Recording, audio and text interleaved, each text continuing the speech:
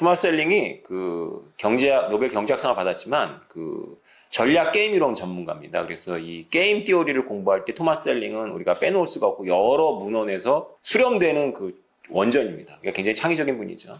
토마스 헬링이 낸 인질범의 딜레마라는 질문을 제가 드려볼게요. 누가 여러분을 납치했어요. 여러분을 납치했는데 이 사람이 돈이 필요해서 납치했지만 초범이에요.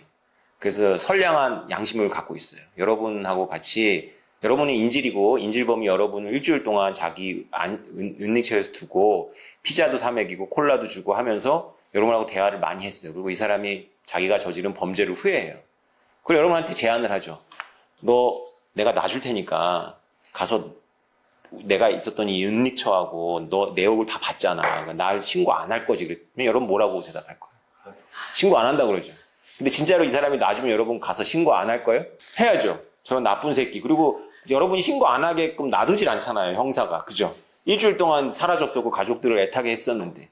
그거를 그 인질범이 알까요, 모를까요? 알아요. 놔줄까요, 안 놔줄까요? 안 놔줘요. 그럼 여러분 어떻게 될까요? 죽어요.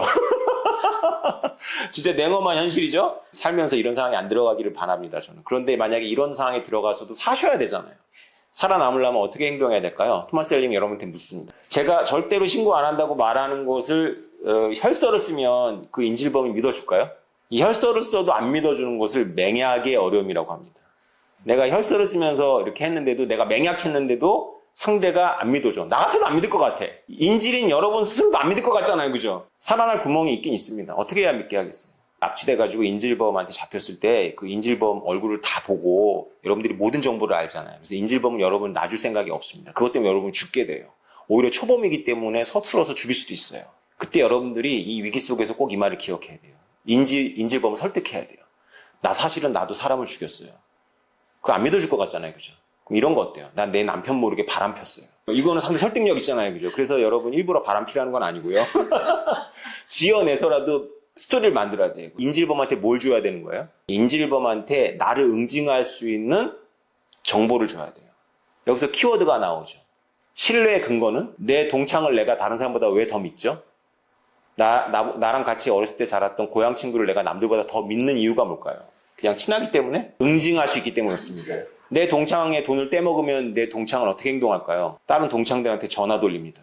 그런 수단이 더 있기 때문에 우리가 동창을 더 믿는 겁니다. 토마스 헬링이 그걸 통찰한 거죠. 여러분들이 인질범의 이 딜레마를 풀어줘야 돼요. 그 풀어줘야 될 이해관계는 인질범한테 있는 게 아니라 인질인 여러분한테 있습니다. 여러분이 인질범이 여러분을 믿게 하려면 여러분의 약점을 줘야 돼요. 이것은 원래 토마스 헬링이 학문으로서 통찰한 거지 원래 마피아는 알고 있어요, 이거를. 그래서 마피아는 알고 있어서 중요한 일을 맡기기 전에 어떤 일을 시키나요? 누굴 죽이게 한다든가 돌이킬 수 없는 강을 건너게 만든 다음에 자기네 이너서클에 넣어주겠죠. 자기를 배신해봐야 걔도 수렁으로 빠질 애들만 이너서클에 넣어주는 거는 범죄 조직이 쓰는 수법입니다. 여러분들만 몰랐던 거예요, 이것도. 신뢰의 근거는 믿음이 아니고 그건 동어 반복이고 신뢰의 근거는 응징입니다. 이게 왜 중요할까요? 비트코인은 뭐가 가능한 돈이라고 그랬죠? 프로그램이 가능한 돈이에요. 그럼 여러분들은 스마트 콘트랙이라는 아이디어가 단지 정부 관료나 중앙이 꼴배기 싫어서 만들어냈다고 생각하시죠? 그냥 정부나 은행이 할 수 있는 거를 프로그램이 대신할 수 있는 거라고 생각하시죠? 그렇지 않아요. 스마트 콘트랙은 바로 응징을 가지고 신뢰를 만들 수 있는 근거가 되는 겁니다. 다시 말해서 토마스 헬링이 말한 이런 인질범의 딜레마 같은 문제를 해결하도록 만들어준 거예요. 다시 인질과 인질범의 딜레마로 돌아가면 스마트 콘트랙으로 해결하려면 이렇게 하라는 겁니다. 여러분하고 인질이 공통의 계좌를 만듭니다. 프로그램이 돼서. 그 공통의 계좌에 엄청난 값어치가 있는 비트코인을 잠가 놓는 거예요. 5비트코인, 5비트코인이죠. 여러분이 다 내도 좋아요. 10비트코인 냈다고 칩시다. 자, 이것은 인질인 여러분한테 언제 돌아오냐면 인질범이 샌프란시스코 공항에 내리면 여러분한테 떨어지게 돼 있다고 치죠. 다시 말해서 인질범이 샌프란시스코 공항에 내리면 인질범은 안전을 찾고 여러분을 못 찾는 거죠.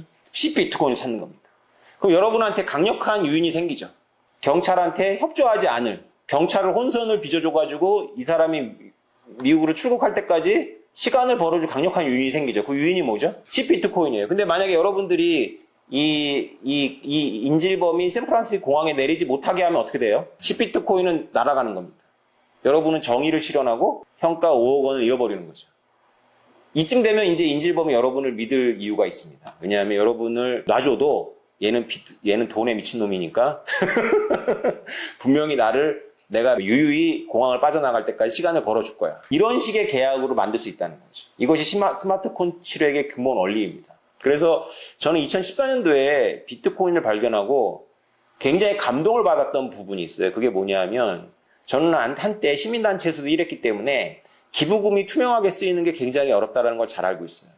여러분도 보셨을 거예요. 이병헌 씨가 광고했나 유니세프 광고였는데 제가 어떤 특정 단체를 비난하려고 하는 게 아니라 이건 되게 상식적인 겁니다.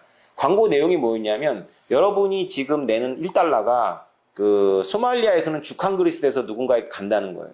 근데 이것은 경제학이 아니라 세상 이치를 조금만 아는 사람이라면 말이 안 된다는 걸 잘 알죠. 여러분이 내는 1달러가 어떻게 소말리아로 텔레포트 돼서 튀어나갑니까? 그 1달러를 소말리아까지 전달하는 동안 어떤 것들이 발생할까요? 수많은 비용이 발생합니다. 쉽게 말하면 조직이 작동해야 돼요.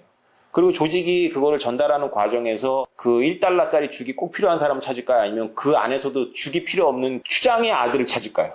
추장, 유력자의 아들한테 갈 가능성이 높겠죠. 그죠? 그래서 우리가 추산을 하는 때는 대충 이럴 때는 어떻게 경영학에서 추산하냐면 여러분이 내는 1달러 중에 도대체 얼마가 마지막 사람한테 가느냐, 20%가 갈까? 40%가 갈까를 여러분들이 고민하시면 되는데 유니세프 같이 굉장히 정직하고 효율이 높은데도 간접비로 정도 사용합니다.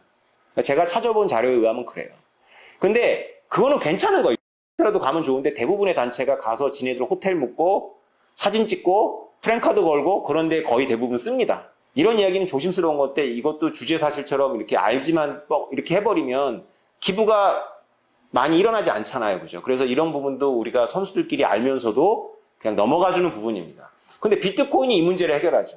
중간에 끼지 않고 어떤 재해지역에 있는 아이가 QR코드를 가지고 있는 모습을 어느 기자가 독립신문의 기자가 찍어가지고 인터넷에 올리면 내가 그 사연을 보고 돈을 보낼 수가 있죠. 근데 여기서도 인질범의 딜레마 같은 상황이 생깁니다. 아프리카 소년이 포컬 포인트가 되기 때문에 나만 돈을 보낼까요? 아니면 다른 사람들도 돈을 보낼까요? 여러분들이 원하는 것은 그 친구한테 대략 한 10,000원에서 100,000원 정도의 돈이 가서 그 나라의 큰 돈이니까 이 위기에서 벗어나는 걸 원하는 거지 그 친구가 그걸로 다 대박을 맞아가지고 평생 일을 안 해도 될 걸 원하진 않는 거잖아요. 그죠? 왜냐하면 그 친구한테 그게 가면 그 옆에 있는 친구들은 죽을 못 먹어서 죽을 거 아니에요. 그 재난 속에서. 그래서 이 친구가 쓰는 방법이 있습니다. QR코드를 걸어놨는데 그 QR코드에 어떤 일정 금액 이상이 들어가면 튕겨져 나와요. 돈이 전달이 안 됩니다. 그 돈이 전달이 안 된다는 것을 나도 알고 그 친구도 아는 거예요. 어떻게 보면 미련한 짓이잖아요. 그죠? 그 친구는 대박이 맞는 게 좋지 않습니까? 적당하게 자기가 계속 돈을 받지만 조금밖에 못 받는 것처럼 해서 더 많이 받는 걸 원하겠죠. 이게 바로 지금까지 진행돼 왔던 구호 시스템이에요. 사실 우리는 선의를 갖고 맨 마지막 가장 힘든 사람한테 가기를 원하지만 사실은 그렇게 되기려면 너무 비용이 많이 들어가요. 그래서 모이게 되죠. 그 안에서도 모입니다. 그런데 비트코인이 이 문제를 해결할 수가 있어요. 왜냐하면 이 인질범의 딜레마이기 때문에 이 도움을 받는 사람 입장에서는 굳이 자기의 지갑을 제한을 걸어놓을 필요가 없지만 자기의 지갑을 제한을 걸어놓는다는 것을 상대방에게 알리는 것은 의미가 있죠. 자기의 지갑이 10만 원 이상은 들어가지 않는다는 제한을 걸므로써 신뢰를 주는 거죠. 그래서 내 돈을 주는 거예요. 얘는 진짜 10만 원이 없구나 해서 내 돈을 보낼 수 있는 거죠. 저는 비트코인 2014년도 공부하면서 이런 기능을 상상하면서 굉장히 그 비트코인에 빠져들었던 겁니다. 너무나 많은 문제를 해결할 수가 있어요. 여러분들도 이해가 되시죠? 그래서 비트코인과 이더리움과 이런 스마트 콘트랙은 다른 것으로는 풀 수 없는 불신의 문제를 푸는데 굉장히 중요합니다. 물론 이것은 당장 되진 않아요. 생태계가 발전해야 되는 거지만. 하여튼 오늘의 공부의 핵심은 인질범의 딜레마로부터 시작해서 맹약의 어려움을 스마트 콘트랙이 풀 수 있다. 스마트 콘트랙이 단지 관료나 중앙정부나 금융가들이 미워서 만드는 것이 아니고 그들이 풀지 못하는 불신 문제를 풀 수 있다. 단적인 예가 바로 구호에 사용할 수 있다. 저는 이걸 2014년부터 강의 때 얘기했는데 이미 MIT나 이런 데서 원조에 이 스마트 콘트랙을 사용하는 것을 진지하게 연구하고 있습니다. 우리는 앞으로 원조를 달러나 원화로 보내지 않고 직접 그 지갑에, 그 필요한 사람의 지갑에, 그것도 한도가, 리미트가 딱 정해져 있는 지갑에 바로 쏠 수가 있고, 놀라운 것은 여러분들이 목돈을 보내더라도 그 친구는 한 달에 한 번씩만 찾아서 쓸 수 있도록 만들 수도 있다는 거죠. 훌륭합니다. 이상입니다.